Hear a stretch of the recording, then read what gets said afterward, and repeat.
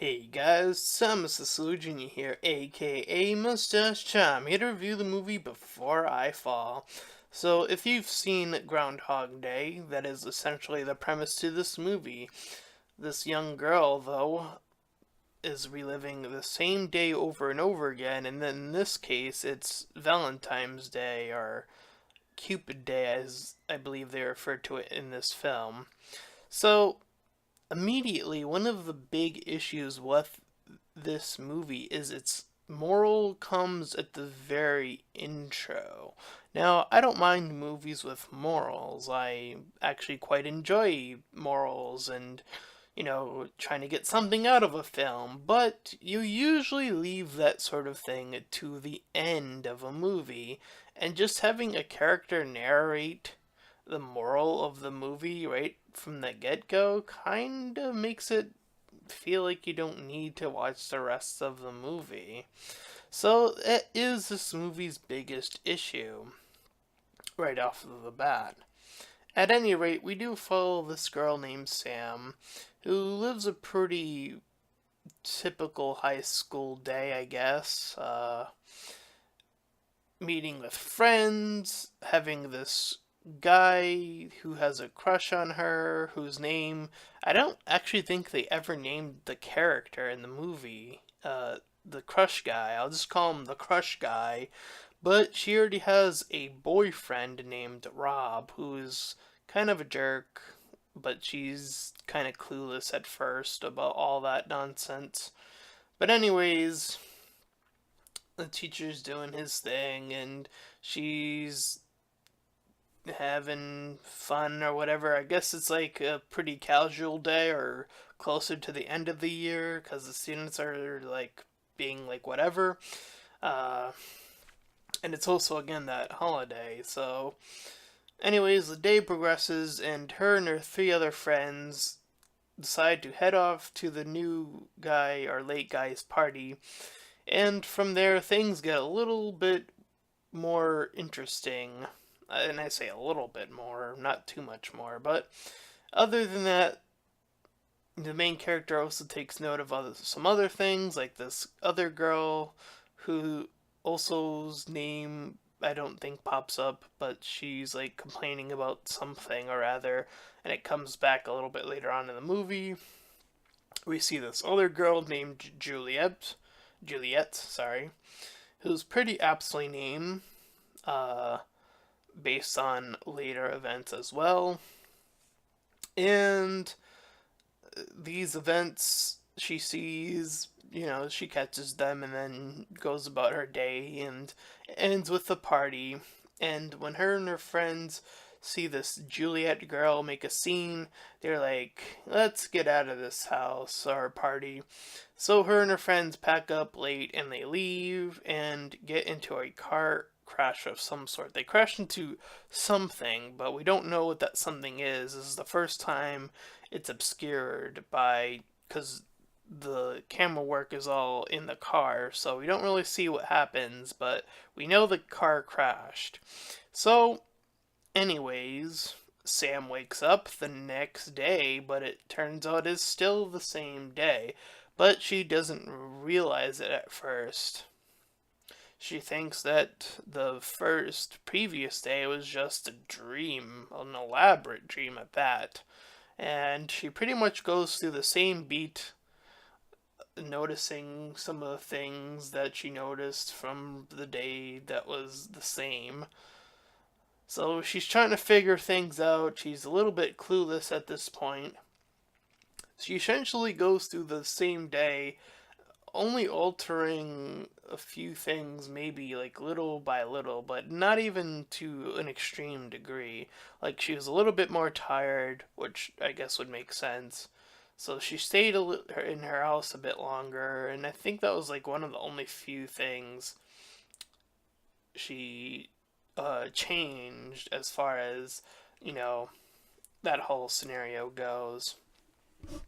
But on the third day, and it repeats, of course, over, she starts to catch on and she realizes that she's gonna be living the same day over and over again. So, this time, She gets a ride from her mom, insisting that she'd rather not take a ride from her friends, and she's trying to figure things out. She's talking a little bit more about the crazy girl, Juliet, as I mentioned. Uh, she tries to properly thank the late guy. I'll just keep referring to him as that. But she still says no to him, like when he asks her out. Well, anyway, so they don't even go to the party this time, and they end up sleeping at a hotel, I think, or someone in someone's house. At any rate, even with that, it's still not enough. She wakes up, it's still the same day. So now I believe this is the point of the movie where it breaks into a montage of her doing the same thing over and over and waking up and going through the motions. So I can only assume that she went through this day a number of times. We'll just say that. So now she's grown tired of it. So in the next one, when it's no longer in the montage, she says, "You know what? I'm just gonna do whatever. I'm just gonna go all out. I'm gonna complain to my friends about all the issues. I'm gonna yell at my mom. I'm gonna say whatever to the sister. I'm gonna hang out with that other girl who turns out to be a lesbian." And her whole deal is that she kind of knew that the others knew, and she felt all left out and stuff and whatever. And even that, of course, this isn't quite enough. So, anyway, after she talks to, I believe the lesbian's character name was Ellie, by the way. Uh, I believe that was her name. I'm not 100% sure, but she goes up to Rob and decides, I'm just gonna make out with him. Why the hell not, right? So the late guy, the one whose name doesn't I don't know, checks in on her, and early in the movie he's like, "This isn't you," doing that whole bit. His dialogue is a little bit weird also throughout the entire movie, I would say. So that day doesn't work. So she tries to spend the next day, or the same day over again, spending time with her sister. Like, she figured, being a badass, or just going all out, it didn't work. It got her more upset than anything, so let's try spending time with the family. And the sister is first, and then the rest of the family later on.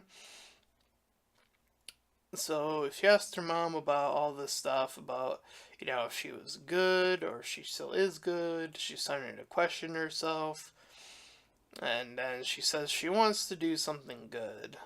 So this time, she thinks she finally has it right. So she goes with the late guy, kisses him. They reveal that they were childhood friends, I believe, is what I caught off of that. She chases Juliet, who we saw in one of the previous repeating days that she went off, and she was actually the reason why the car crashed, even though I don't think that could actually possibly happen. I'm not sure. I mean, could that happen if a car is going fast enough, and if it hits a human, does the car spin out of control? Like, ugh. I have extreme doubts about that, but that's what happened in this movie, so whatever. You know, disbelief or whatever. Anyway, she tries talking with Juliet again, uh, and she brings up her friend, Lindsay, who is the one mocking her the most. And Juliet says that she still wants to end her life, but interestingly enough, it's Sam who pushes her out of the way. She gets hit by a vehicle. I don't know if it's the same one. I believe it's the one on the opposite side of the road, but I guess that is why this movie in particular is called Before I Fall to her death. So, pretty poor opening and pretty blech dialogue for some of the characters, and I mean, I didn't even learn all of their names, so there's that. So, pretty rough start, and seeing that play over and over again, like, I thought the only one that started to become a little bit more interesting was when she decided to become the badass. And I thought actually the ending was the best part, which is they actually decided to have a pretty interesting ending. As I said, they have her die, which is that's pretty interesting. I think usually you go for the happy ending with these sort of ordeals. So I don't know. I thought at least the ending was pretty good, but the rest of the movie, it's just not that strong for me. So I would give this movie a 4 out of 10. I think it has its moments, but they come on a little bit too late in the film, but I think those moments are pretty good. Good enough to warrant at least a pretty okay grade. So that is my review to Before I Fall. And with that being said, I'm Thomas Cecily Jr., aka Mustached Tom, and I'll see you guys next time. Bye!